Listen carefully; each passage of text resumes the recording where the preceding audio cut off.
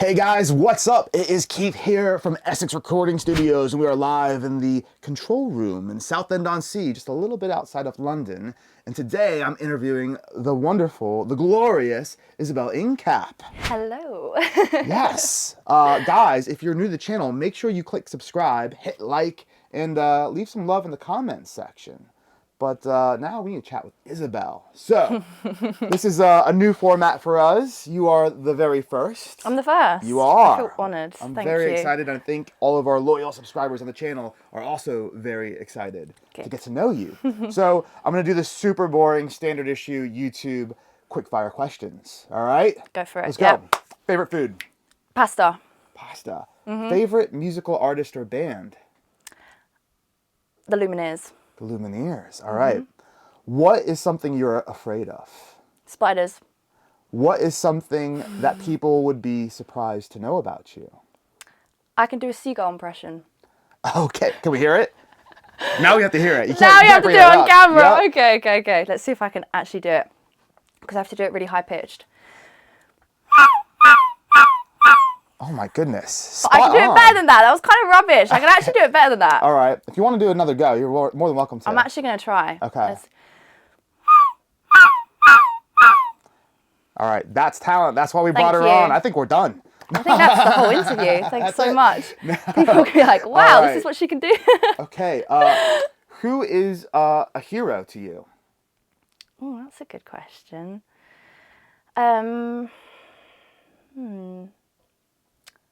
Probably my mum. Your mother. Okay. Yeah. All right. And what inspired you to get into music? Well, my dad always did music, and I used to go around the folk clubs with him when I was younger. So I kind of like grew up around it, but I was never interested in it. And then I remember like vividly, I was having like a singing competition with my friends, and like I got up and sung Celine Dion's "My Heart Will Go On." My mum came in and she was like, "Who was that singing?" I was like, "That was me." And she was like, "Hey, you can sing." You started with Celine Dion. I started with Celine Dion. Why wouldn't I? Busted out Whitney after that? Yeah, I went through all the classics after that. Oh my goodness, that's tremendous. All right. So, that's the end of our quick fire questions, all that boring YouTube rubbish. Now, let's chat about you and your music, because we've got all these thousands of people on the channel, that a lot of them are over in America and around the whole globe, and they want to know what British artists are doing over here in Southend-on-Sea, England. So, yeah, tell us about who you are as an artist and what your music is about. Sure. So, I am an indie folk artist. I always get confused at genres and like how to define your music, but like I would say I take inspiration from traditional like English, Irish, Scottish, because that's the kind of music I listen to. Wow. That's the kind of music I love and I grew up with. Yeah. So I take all of that and then modernise it, put a twist on it, do it in my own way, and then it comes out the way that is my own original. And yeah, I'm born and bred Southend. Okay. So lived here since day one, born in Southend Hospital. And the music scene around here is great. You know, we've got so many talented musicians and we're so close to London. So it's a real like creative hub to meet new people the whole time. I've got so many friends that do different types of music as well. It's not just one genre, which I really like around here. You know, for instance, I'm more into like the folk scene, but you know, I've got friends that do flamenco. I've got friends that are in rock bands. It's very cool. Yeah. Yeah, it's really, and then you go into London and you just obviously get all kinds of music and everything. But yeah, that's kind of like what my music is in a nutshell. So you've actually traveled America quite a bit, haven't you? I have been to, I have, you have. So you do know some of the cultural differences between the two places. Yeah. And when it comes to like your storytelling and the lyrics that you write and the songs that you create, has any of your travels or experiences over there played into any of those songs or stories? That's a good point. I think it has actually. Well, in a way, like from me not directly, like not the direct experience of me being there, but actually just American music in general, especially like Appalachian music. Like, I love that stuff, and like I have a banjo, you know, and like obviously that's very like popular. Yeah, definitely a little bit. And I went to Nashville and that, so like just being surrounded by like the country music and especially like that mountain music that's so beautiful.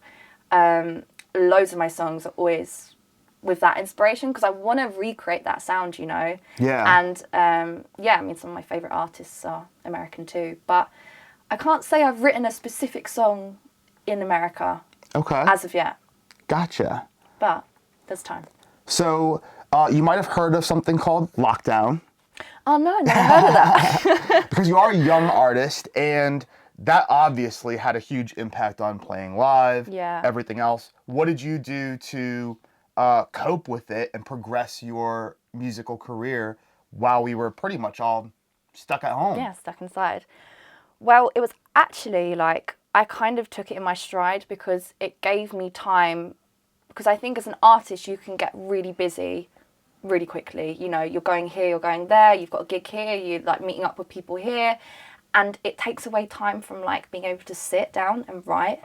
Because like that takes like, you know, a good period of time to sit with your own thoughts. It's like you have to get into kind of like this, I find it's like a meditation. So during lockdown, I suddenly was like, oh, I have nothing to do, you know? And then I was alone with my thoughts.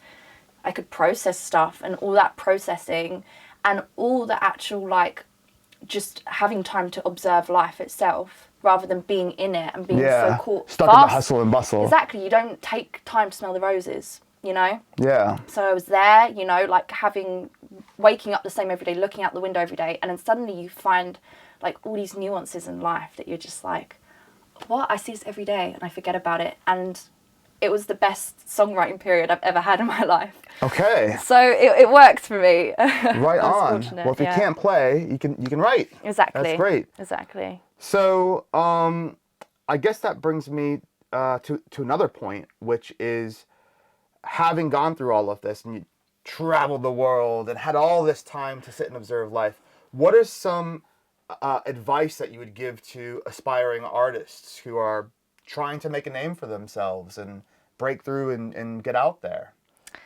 I would say to them, just go and do it, wherever it is first. Just get started, whether you're going to like a local open mic, whether, you know, you're jamming with friends, to actually give yourself the confidence, because so much of it is confidence. So much of it is getting up, standing in front of a mic, holding your guitar, whatever, and just going, oh, okay, I can do this. Oh, okay, I can try this out. That is the first step. So get out your bedroom is my advice. It's like the old Nike slogan, just do it. Yeah, just do it, exactly. It's funny because you say that, and I have a thing that I call, it's like the bane of all musicians and performers, and it's called Perfect-itis. And it's people that they don't want to start, they don't want to do it until it's perfect. Yeah, exactly. Oh, I can't go out and play because I haven't lost enough weight yet, or I don't have the visual set, or I don't have this, or I don't have that. There's loads of excuses because it's not perfect yet. It's not perfect. Yeah. And it never is. If you get out there, make mistakes, get that experience, and just keep moving forward, and you will. Yeah, exactly. There 100%. has to be an element of like giving up what you create, you know? You can't make it perfect in the end, and at some point you have to let it go and go, this is it. It came from the right place and it is good enough, and then you have to let it go and be in the world. And I think that's such an important part of like art in general. So what do you want your audience, either your loyal fans and followers or new people from around the world, what do you want them to feel and experience when they listen to your music, they hear your stories, and when they see you live? I want people to feel this timeless effect, you know.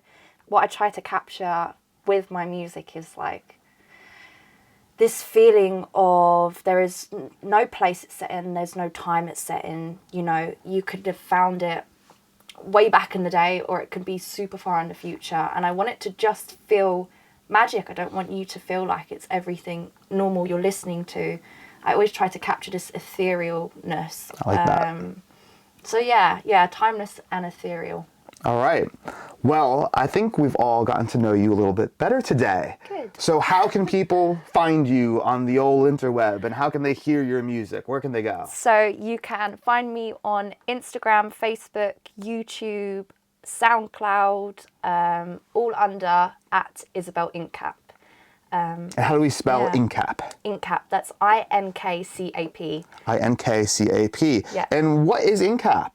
And INKCAP's a type of mushroom. All right, I wouldn't know. I do like mushrooms though. Yeah. Yes. All right. So ISABEL INKCAP, everyone. We know where to find her. And give her a like, give her a follow, give her a subscribe. Please do, yeah. And do the same for us, please. All right. Thanks, guys. Thanks for hanging out with us. It's at Essex Recording Studios on all of our socials. And we will see you soon with another artist. And stick around because we're going to have a few more videos. And we're going to have ISABEL giving us a little demonstration on a very unique and very rare Taylor acoustic guitar. And maybe if she's really nice, she'll let us hear more seagull impressions. Yeah? Oh, and serious gangster rapper over here, by the way, but that's for another video. Oh man, she can. Oh man, I'm selling myself on this channel.